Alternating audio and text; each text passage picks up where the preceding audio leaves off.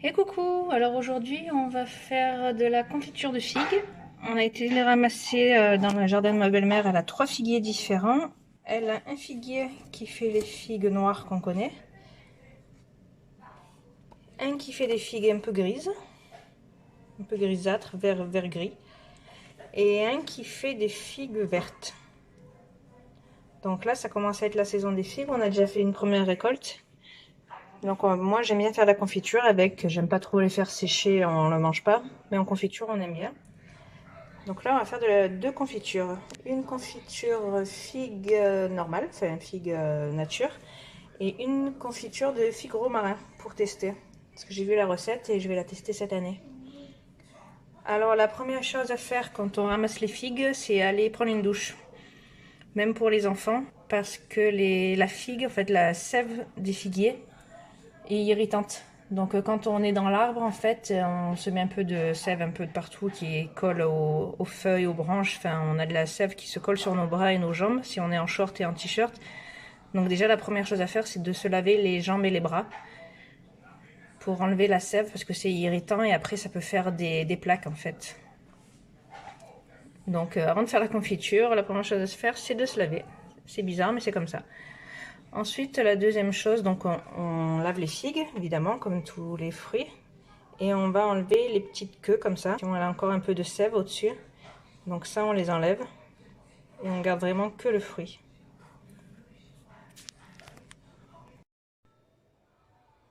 Alors, dans une casserole, on met les figues coupées en 4. Donc l'intérieur d'une figue, c'est comme ça. On laisse la peau, hein. On s'embête pas avec à retirer la peau. On enlève juste la petite queue. Mais après, on les coupe en 4 dans le sens de la longueur. Et il reste la pulpe à l'intérieur, les petites graines et la peau. Donc, on met ça dans un faitout. 1 kg de figues. Ensuite, on va mettre 250 g de sucre. Ensuite, 250 g de cassonade. Le jus d'un citron jaune. Toujours pareil, le citron, c'est pour gélifier tout ce qui est confiture. Ça contient de la pectine. Donc là, on presse un jus d'un citron, on le met dedans. Alors pour le citron, moi je prends toujours des citrons bio. Quand j'ai que le jus à prendre, je récupère le zeste en fait. Je les mets dans une boîte au congèle que je réutilise dans d'autres recettes. Ça se conserve très bien au congèle pour faire des sablés ou des tartes, n'importe quoi. Et comme ça, là, je récupère le jus et l'écorce, elle n'est pas perdue. Voilà, le citron est pressé. J'ai mis la petite passoire pour récupérer les pépins, pour pas les mettre dans la confiture. Ensuite, on met 2 branches de romarin effeuillé. Alors, on va prendre 2 branches de romarin. On prend toujours ce qui est le plus jeune, c'est ce qui a le plus de goût. Voilà, j'en ai pris 4 petites, j'ai pris dans le bois jeune de l'année. Donc 4 petites branches, on va les laver et on va récupérer juste les petites feuilles vertes là. Voilà, tous les ingrédients sont dans le bol. Maintenant, on va mixer un petit coup pour mélanger tout ça. Et on va faire chauffer pendant 35 minutes. Voilà, c'est mélangé. Et maintenant, on met à chauffer. 35 minutes. Et après, on mettra dans les pots. Donc, pendant que ça chauffe, on nettoie les pots. On les lave avec du liquide vaisselle. Et on les fait bien sécher sur un torchon. Alors, une petite remarque, vu que c'est de la confiture, on ne couvre surtout pas, il ne faut pas mettre de couvercle ni quoi que ce soit. Là, j'ai mis un truc à trous pour que ça puisse s'évaporer. Parce que si on ferme, ça va faire comme un volcan en éruption, ça va sortir et on va avoir du sucre de partout. Donc vraiment, soit on met un petit couvercle à trous, soit on met rien du tout pour que ça puisse s'évaporer et que ça soit pas à l'intérieur, que ça chauffe pas trop. Sinon, bon courage pour nettoyer. Au bout de 35 minutes de cuisson, ça fait un peu comme de la gelée. Il y a encore des gros morceaux.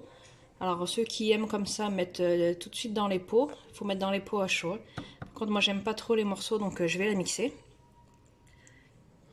Et une fois mixé, on met tout de suite dans les pots pendant que c'est chaud. Voilà, mixé, ça donne ça. Il y aura toujours les grains, hein, ça s'enlève pas même quand on mixe. Par contre, elle se tient bien. Donc maintenant, on va la mettre en pot. Donc je les stérilise pas parce que je trouve pas ça utile, en fait. Parce que des pots stérilisés dans une cuisine pas stérilisée, je vois pas l'intérêt, en fait. À moins de vivre dans une salle blanche. Mais ils sont propres, je les ai lavés au produit vaisselle. Donc côté bactéries, ça devrait être bon. Après, on met l'entonnoir à confiture, on met la confiture, on ferme tout de suite. Et on laisse comme ça pendant une nuit, que ça refroidisse. Il faut surtout pas les ouvrir pour que ça fasse le vide d'air. Et c'est ça qui fera la conservation en plus du sucre. Je vais pas les retourner non plus, parce que j'aime pas avoir les bouchons. Après, ils sont pleins de confiture, j'aime pas ça du tout. Je trouve pas ça très utile parce que quand je les entends refroidir, ils font aussi le cloc du vide d'air. Donc j'ai jamais eu de problème à pas les retourner et à pas les stériliser. Après, chacun fait ce qu'il veut, vous faites comme vous voulez. Moi, je fais comme ça. Allez, pour la deuxième fournée, je vais faire de la confiture nature. Donc j'ai mis les figues toujours coupées en 4. Avec la peau, avec tout, sauf la petite queue que j'ai enlevée. Il y a 1 kg de figues, 500 g de sucre et le jus d'un demi-citron ici. Toujours pareil pour gélifier. Et je vais le mettre 25 minutes à cuire. Ensuite on mixe et on met dans les pots. Allez, c'est parti pour le ketchup. Alors, j'ai un peu plus de 2 kg de tomates, j'ai 2,3 kg. Donc je vais enlever la peau. Pour ça, on fait une petite croix dessus. On la met dans l'eau bouillante et on attend 1 minute.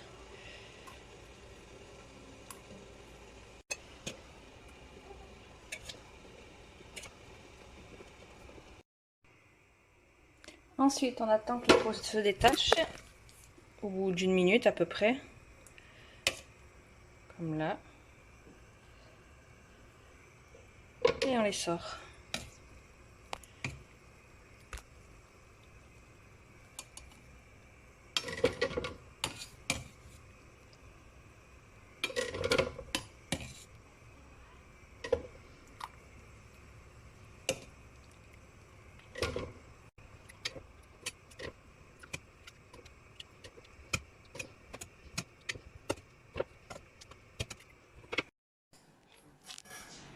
Ensuite, c'est un peu égoutté.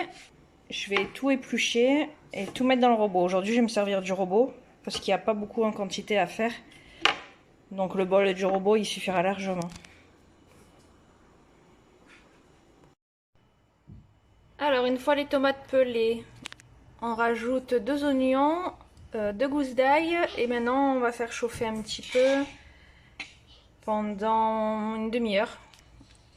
Et on fait chauffer en laissant s'évaporer.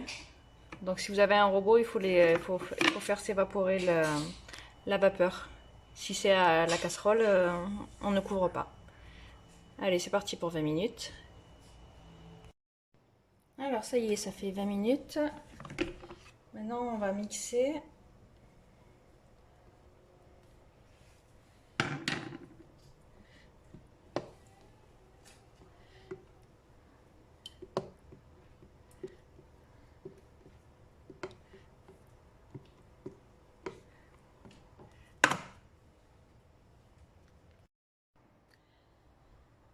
Donc là j'ai mixé 10 secondes pour que les oignons et l'ail soient mixés. Donc là la consistance c'est de la pulpe, mais j'ai encore les pépins. Donc il faudra que je le passe tout à l'heure au moulin. Mais je vais encore le faire réduire 20 minutes. Alors, hop. Ça et...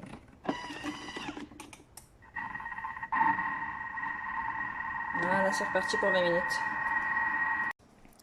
Alors maintenant, la consistance, elle est pas mal. Le niveau, il a bien descendu. Donc on va passer au moulin pour enlever les graines.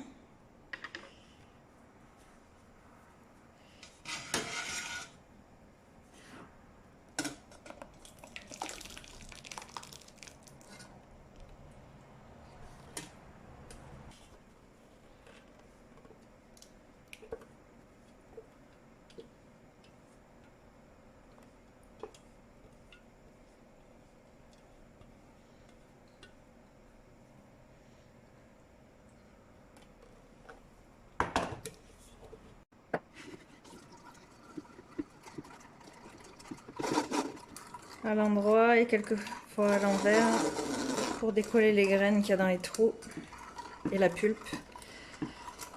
Ça descend très vite.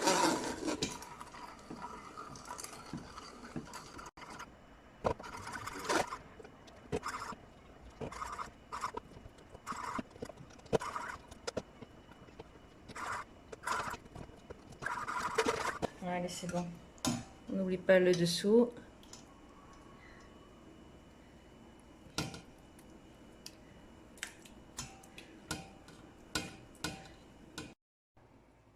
Alors, j'ai tout remis dans le robot.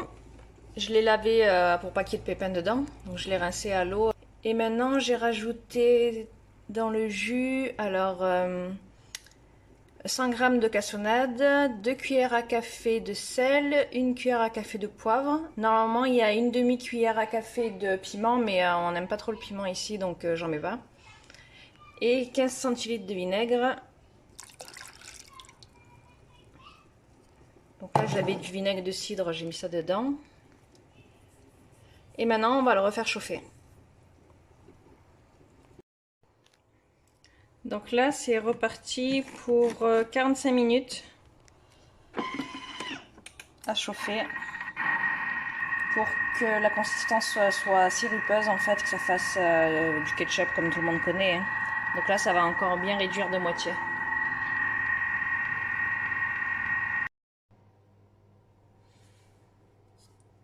Alors ça y est, c'est fini. Il a bien réduit, je vous montre. Il était rempli aux 3/4 le bol. Le bol était rempli aux 3/4 et là, bah, il reste plus qu'un quart en fait. Ça a bien réduit. Je l'ai goûté, c'est super bon. Il n'est pas du tout épicé, donc c'est bon pour nous parce qu'on n'aime pas ce qui est épicé. Après, vous pouvez rajouter les épices que vous voulez. Normalement, c'est un peu de piment. Il y a deux clous de girofle. Moi, j'ai mis vraiment que sel, poivre et du sucre. Donc, il est vraiment super bon. Ça n'a rien à voir avec le ketchup du commerce. Donc, il se tient bien. Maintenant, on va le mettre en pot. Les pots, comme d'habitude, on les lave, on les fait sécher à l'envers. J'ai fini de les sécher avec un chiffon propre. Je leur ai mis leur joint. Donc là, c'est des tout petits pots. C'est des 250. Donc les 250, on met les petits joints, c'est des 70. Et généralement, les 250, je les récupère avec le foie gras l'hiver. Ceux qui mangent du foie gras, ils peuvent récupérer ces pots-là. Il n'y aura que les joints à acheter. Et je fais des petites doses de ketchup, au moins, vu qu'on n'en mange pas non plus tous les jours, une petite dose suffit et après on ouvre au fur et à mesure des besoins. Donc maintenant on va les remplir.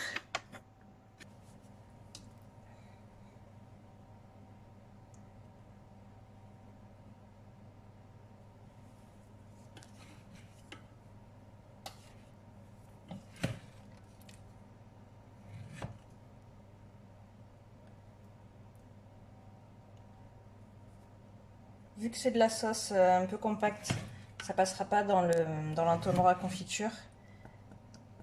Du coup je fais tout doucement avec une maryse.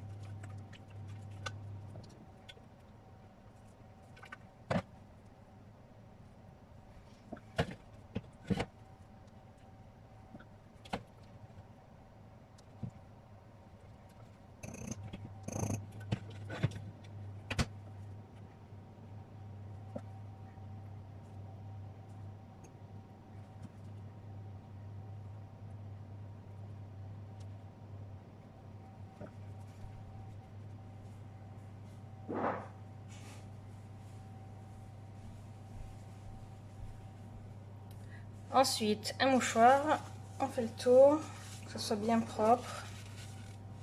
Ah!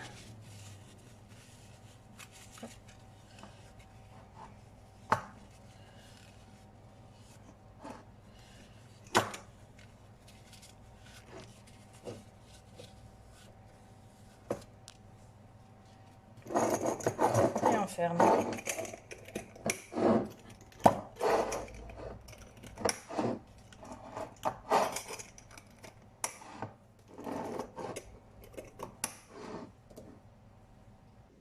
Alors maintenant, on va enchaîner sur les poivrons marinés.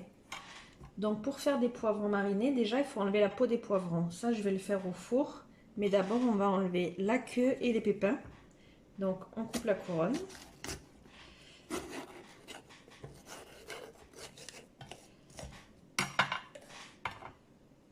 Ensuite, on passe la lame pour décoller les parties blanches qu'il y a sur le côté. Donc on le fait les 4 fois sur les 4 coins. Ensuite, on bouge un peu, on tire. Et là, on a tous les pépins qui arrivent. Donc au fond, il reste un peu de blanc là et des pépins. Donc ça, on passe la lame pareil. Et après, on le récupère avec les doigts.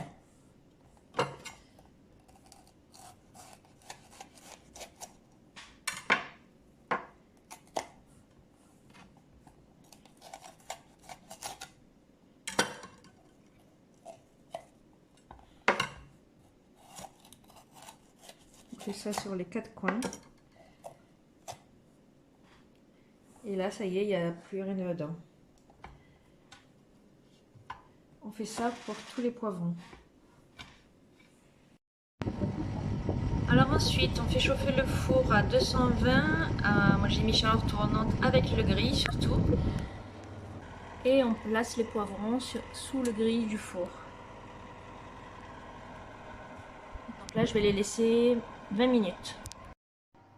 Ça y est, ça fait 20 minutes. Donc là, la peau est un peu carbonisée, c'est normal. De toute façon, on va l'enlever tout à l'heure. Et maintenant, on les retourne et on les remet pendant 20 minutes pour faire l'autre côté. Donc on ne se brûle pas, c'est très chaud. Ça rend un petit peu de jus, donc on fait attention de ne pas tout renverser.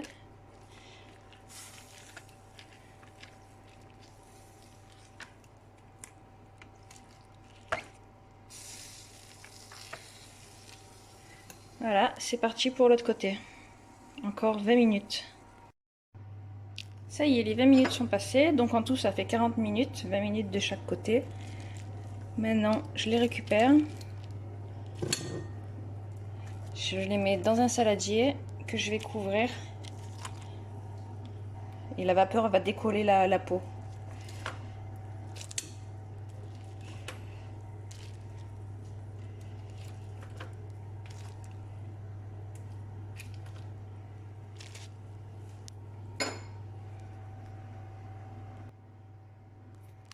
Ça y est, j'ai filmé. Donc maintenant, on attend que ça refroidisse. Alors ensuite, on prend les poivrons.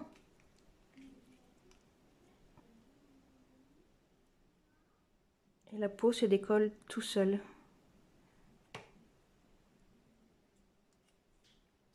Donc on décolle tout ça, on enlève tout.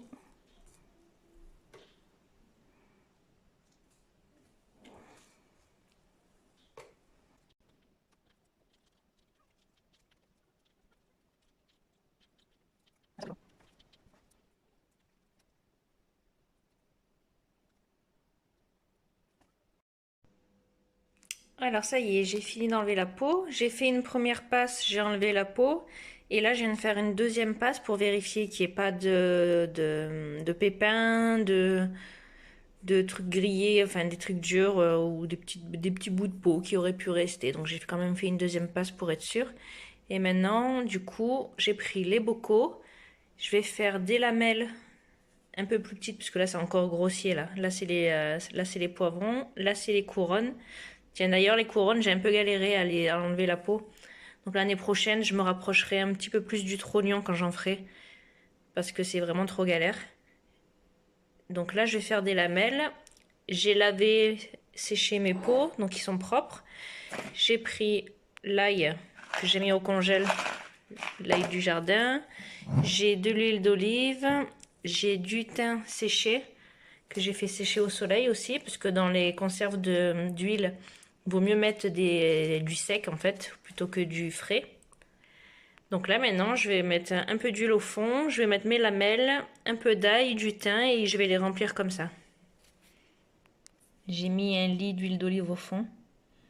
J'ai mis les poivrons coupés en lamelles de 1 cm, du thym, de l'ail et maintenant on va monter comme ça les bocaux. Je suis arrivée à la moitié là, donc du coup j'ai remis un peu d'huile, un peu de thym et des toutes petites gousses d'ail. Et maintenant je continue. Ça y est, les bocaux sont remplis. Alors j'ai dû en faire un quatrième parce que j'en avais un petit peu trop. Donc on peut les garder 1 mois au frigo. Par contre, il faut faire super attention. Il ne faut pas qu'il y ait de poivrons qui dépassent de la surface, comme ici par exemple. Il faut que ça soit bien immergé sous l'huile. Donc il faut mettre un tout petit peu plus d'huile pour bien que ça soit immergé. Sinon tout ce qui va dépasser va moisir. Donc si vous voulez les garder longtemps, c'est comme les tomates séchées, il faut les garder sous l'huile. Donc moi je vais les stériliser pour les garder à la cave. Mais là on peut les mettre 1 mois au frigo. Attendre quelques jours qu'ils prennent bien le goût quand même du thym et de l'ail. Attendre 3-4 jours. Et après on peut les consommer pendant 1 mois en fait. Alors pour les stériliser, je les mets 1 heure. Donc je vais mettre les joints. Et je vais les mettre 1 heure au stérilisateur.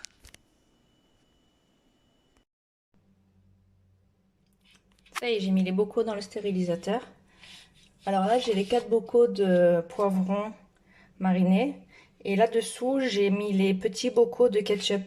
Et vu qu'ils sont trop petits, en fait, je les ai calés avec des vieux joints. J'ai toujours un stock de vieux joints.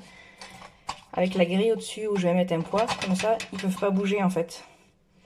Comme ça, ils font la même hauteur que les bocaux de poivrons marinés. Donc là, maintenant, je remplis d'eau. Je mets le poids dessus. Bon, mon poids, c'est un caillou. Donc je mets un poids dessus, je remplis d'eau, je mets à peu près 3-4 cm au-dessus du niveau, au-dessus de la grille, et je le lance 1 heure. Je vais mettre de l'eau froide, parce que vu que les bocaux sont froids, on fait un départ à froid. Ça serait chaud, on mettrait de l'eau chaude, mais là vu que les bocaux sont froids, enfin ce qui est à l'intérieur est froid, on fait un départ à froid et on met de l'eau froide dedans. Alors là maintenant je vais mettre du thym en bocal pour cet hiver. Je l'ai ramassé fin juin je crois et je l'avais mis à sécher au soleil. Alors au début je l'avais mis dans la cagette mais en fait il perd beaucoup. Dès que c'est sec ça perd, donc du coup j'ai mis dans une poche pour récupérer tout ce qui est sec et qui tombe. Donc maintenant on récupère, en fait je prends branche par branche, je me mets dans un plateau pour pouvoir récupérer.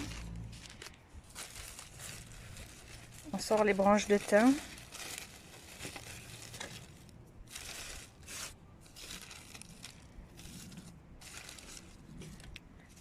Après on le roule entre les doigts pour tout faire tomber dans le plateau. Et quand on a fini, on jette les branches et on récupère tout ça pour le mettre dans un petit bocal pour cet hiver.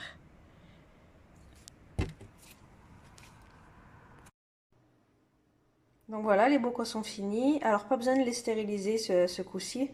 Moi je le fais parce que je préfère, mais sinon les poivrons, on peut les garder 1 mois au frigo, sous l'huile. Hein. Il ne faut pas oublier que ça soit bien immergé. Et le ketchup, on peut le garder 2-3 mois au frigo aussi. Allez, ciao ciao!